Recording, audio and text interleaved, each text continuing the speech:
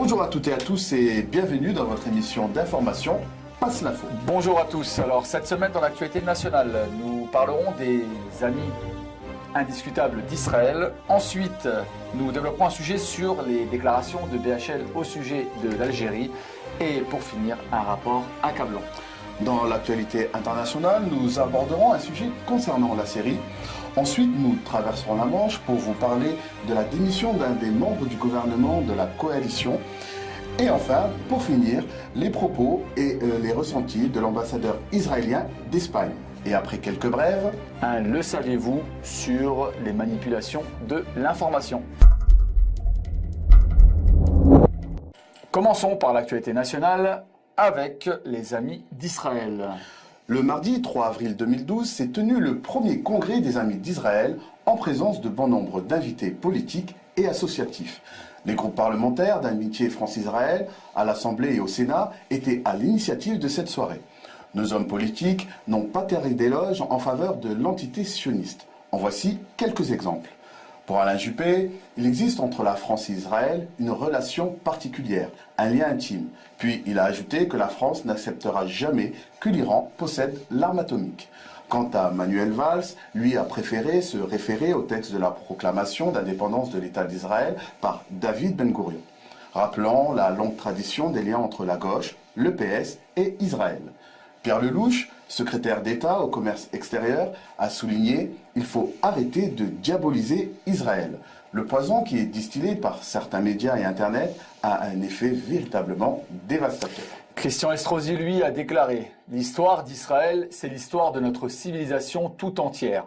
Christine Boutin, présidente du Parti chrétien-démocrate, a rappelé le soutien de sa formation à Israël, expliquant qu'Israël est une promesse qui vient du fond des âges et qui nous dépasse infiniment. Claude Gosguen a quant à lui contesté la position de la France pour l'admission de la Palestine à l'UNESCO. Il a espéré que la France fera tout ce qui est en son pouvoir pour qu'Israël soit enfin admis au sein de l'Organisation internationale de la francophonie et a prôné la création d'un office franco-israélien de la jeunesse. Autre ami d'Israël, BHL, lui, s'est exprimé la semaine dernière au sujet de l'Algérie. Le week-end dernier s'est tenu à Marseille, au théâtre de la Criée, le colloque intitulé « La guerre d'Algérie 50 ans après ». Bernard-Henri Lévy y a déclaré, je cite, que l'Algérie n'est pas un pays arabe ni islamique, mais un pays juif et français sur un plan culturel. L'héroïne algérienne Zahra Drif Bitat, présentée à ce colloque, a réagi face à ces propos en affirmant entre autres qu'elle a combattu pour l'indépendance d'un pays qui a sa propre culture et sa propre histoire. Et la prise des armes a permis la libération de l'Algérie. Madame Zahra Drif, sénateur au Conseil de la Nation, a affirmé qu'elle n'a pas de problème avec les Français et que son problème est avec le régime colonial et raciste qui a voulu supprimer un peuple et une patrie. Alors ce que je voulais vous dire, monsieur Henri Lévy, ce que nous pensons, moi je vous croirai. Je vous croirai quand vous déciderez aussi d'aller aider les peuples de Bahreïn. Je vous croirai quand vous élèverez la voix contre ce qui se passe dans des pays comme l'Arabie saoudite. Je vous croirai, monsieur Henri Lévy, quand vous cesserez de vouloir nous faire admettre que le Qatar s'est brusquement transformé en porteur de liberté, de libération et de respect des pays. Il est à noter que BHL a fini par conclure devant son interlocutrice que l'Algérie connaîtra elle aussi un printemps arabe. Je pense que lorsque l'Algérie se décidera, comme la France, à penser son passé, eh bien je pense qu'elle sera mûre pour cet événement que j'appelle de tous mes voeux, qui est le vrai avenir de la révolution algérienne, qui est la vraie suite de cette guerre d'indépendance juste que vous avez menée, et qui sera la victoire de la démocratie et qui sera le printemps algérien. Pour moi, l'épilogue glorieux de ce qu'on appelle le printemps arabe peut et doit advenir en Algérie. Et à présent, un rapport accablant. Dans un rapport rendu public à la fin du mois de mars, la Ligue de défense des droits de l'homme dresse un sombre bilan d'une législature française marquée par le sectarisme et la xénophobie. L'ONG dénonce ces lois qui ont organisé la surveillance de toute la population, mais aussi la création de nouveaux délits et la désignation d'un certain nombre de boucs émissaires. L'efficacité de toutes les lois en matière de lutte contre la délinquance est loin d'être démontrée. Évoquant le chapitre des libertés, l'ONG française relève un renforcement du contrôle social par notamment la création du fichier Prévention des atteintes à la sécurité publique, qui permet d'enregistrer des informations patrimoniales et des informations liées à la vie publique, et par lequel les mineurs sont concernés à partir de 13 ans. Actualité internationale, plan de guerre en Syrie. Le dimanche 1er avril 2012 avait lieu à Istanbul la deuxième conférence des soi-disant amis de la Syrie.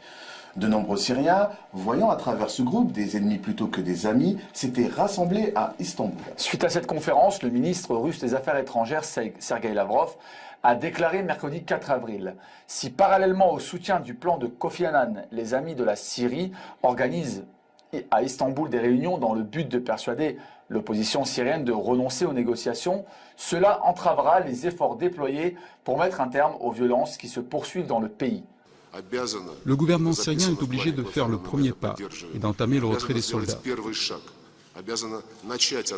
Mais si ce n'est pas suivi rapidement d'actions analogues de la part de ceux qui combattent les forces gouvernementales, alors je pense qu'il n'y aura pas de résultat. Le plan de règlement de la crise syrienne proposé par Kofi Annan a été adopté par le Conseil de sécurité. Et selon les autorités syriennes, il sera mis en application à compter du 10 avril. Il est composé de 6 points, dont la cessation des combats. D'après Ephraim Halevi, ancien chef du Mossad, l'entité sioniste subira sa plus grande défaite stratégique en cas de succès de ce plan, qui n'envisage pas la chute du président Bachar el-Assad. La volonté de ces pays d'armer l'opposition syrienne, alors que le plan de paix proposé par Kofi Annan a été adopté par le Conseil de sécurité, montre une fois de plus le double langage de l'Occident. D'un côté, on appelle toutes les parties syriennes au dialogue politique et à l'arrêt des combats, et de l'autre, on arme des opposants. Retour en Europe, démission en Angleterre. En effet, la baronne britannique Jenny Tonge, membre du gouvernement de coalition, a démissionné de son parti, le Parti libéral-démocrate, après avoir dit dans un débat universitaire qu'Israël n'existera pas pour toujours. Jenny Tonge, étant membre à la Chambre des Lords, avait plusieurs fois eu des propos controversés sur Israël et perdu des postes politiques à cause de ses positions. Elle avait annoncé au débat organisé dans l'une des universités, je cite, « Israël fait attention ». Israël n'existera pas pour toujours, parce qu'un jour, les États-Unis en auront ras-le-bol de payer 70 milliards de dollars par an pour ce que j'appelle le porte-avions américain au Moyen-Orient. Le président du Parti libéral-démocrate, Nick Clegg, a qualifié les déclarations de Baron, je cite, d'erronées et d'agaçantes qui ne reflètent pas les valeurs du parti. Alors en Espagne, les ressentis de Papa Schutz. L'ambassadeur d'Israël en Espagne, Raphaël Schutz, avant de quitter son poste, expose avoir senti de la haine et de l'antisémitisme dans la société espagnole.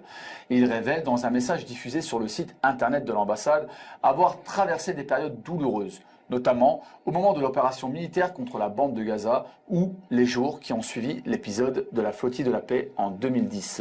Selon le quotidien arabophone de Londres, Al-Quds Al-Arabi, citant des experts espagnols en relations internationales, ce que cet ambassadeur israélien considère être de l'antisémitisme ne sont que des critiques exprimées contre les exactions commises par Israël, en particulier durant les 2 événements cités par M. Schultz.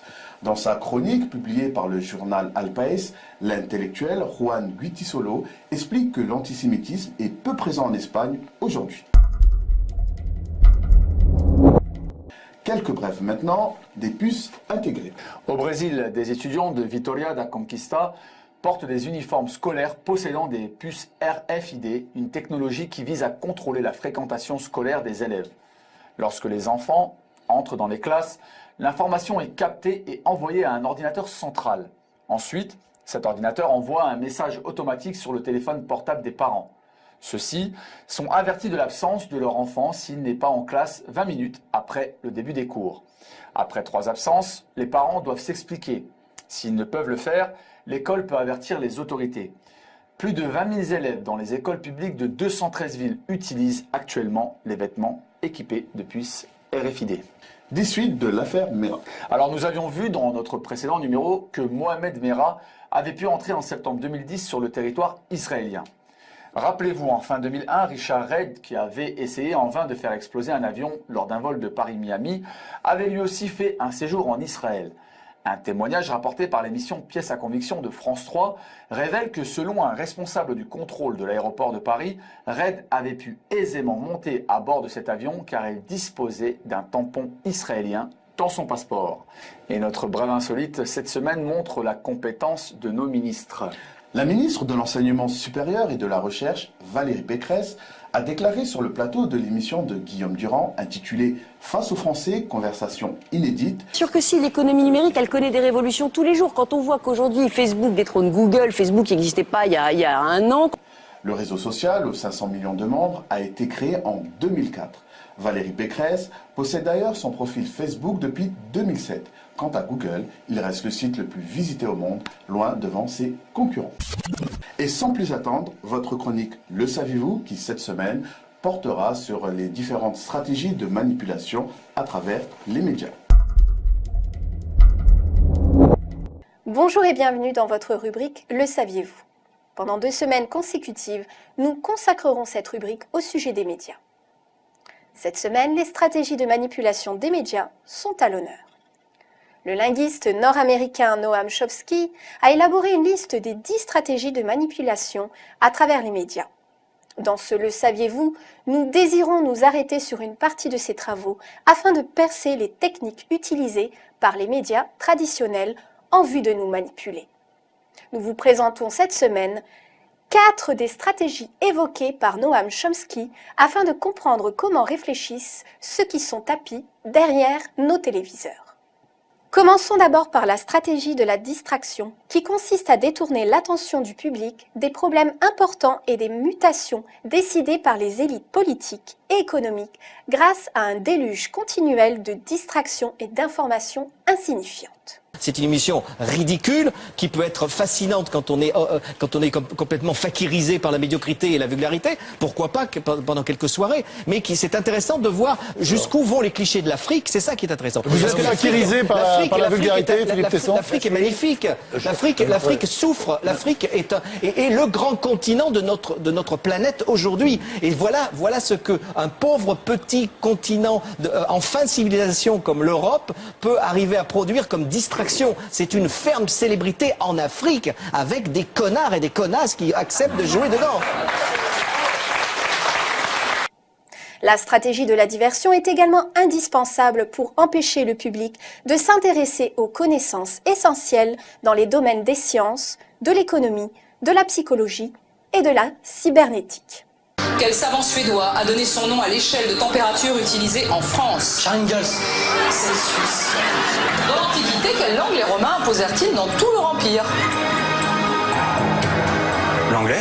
Le latin. Arnaud, quel médecin autrichien est considéré comme le fondateur de la psychanalyse ? Georges Michael. Qui fut maire de Paris de 77 à 95 ? Louis XVI. Ensuite vient la seconde stratégie, celle de créer des problèmes, puis offrir des solutions. Cette méthode est aussi appelée problème, réaction, solution.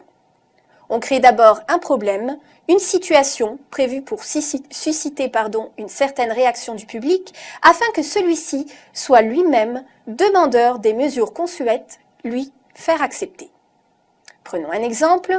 Laisser se développer la violence urbaine ou organiser des attentats sanglants afin que le public soit demandeur de la loi sécuritaire au détriment des libertés individuelles. Ces 12 caméras seront placées aux endroits stratégiques de la ville courant 2012. C'est une sécurité supplémentaire pour la ville quand même, surtout dans la rue de la Constitution où il y a tous les commerces. Vous trouvez que c'est une ville où il y a des problèmes de délinquance ici ? Non, mais il y en a un petit peu. Il y a quand même des jeunes qui traînent. Ou encore, créer une crise économique pour faire accepter comme un mal nécessaire le recul des droits sociaux et le démantèlement des services publics. Passons à la troisième stratégie, celle de la dégradation. Pour faire accepter une mesure inacceptable, il suffit de l'appliquer progressivement en dégradé sur une durée de 10 ans. Chômage massif, précarité, salaire n'assurant plus un revenu décent, autant de changements qui auraient provoqué une révolution s'ils avaient été appliqués brutalement. Et enfin, et non pas des moindres, la stratégie du différé. Une autre façon de faire accepter une décision impopulaire et de la présenter comme douloureuse mais nécessaire en obtenant l'accord du public dans le présent pour une application dans le futur. Il est toujours plus facile d'accepter un sacrifice futur qu'un sacrifice immédiat. En définitive, nous pouvons prendre de nombreux exemples sur les actualités que nous proposent les médias et ainsi les coller à ce schéma. Selon Noam Chomsky, les techniques de manipulation de ces médias vont encore plus loin. C'est ce que nous verrons dans un prochain Le saviez-vous ? Merci d'avoir suivi cette émission de Passe l'Info. Nous remercions la rédaction ainsi que la réalisation sans qui Passe l'Info n'existerait pas. Et maintenant, nous vous laissons avec votre rubrique Vox Populi, la voix du peuple. Mais surtout, n'oubliez pas, Passez l'info. Le caractère multiple et protéiforme d'Internet, c'est-à-dire je ferme ton site, je t'emmerde, je vais ouvrir quelque chose ailleurs, le caractère protéiforme d'Internet, c'est quand même le meilleur rempart pour ne pas que sur Internet advienne ce qui est arrivé sur les médias dominants. J'ajoute que essayer de se battre pour moraliser les médias dominants, c'est quand même une contradiction quand même. Puisqu'ils sont dominants, font partie du système. Donc voilà ce que je pense. Je pense que les jeunes lisent plus Le Monde. Je pense que c'est derrière nous générationnellement.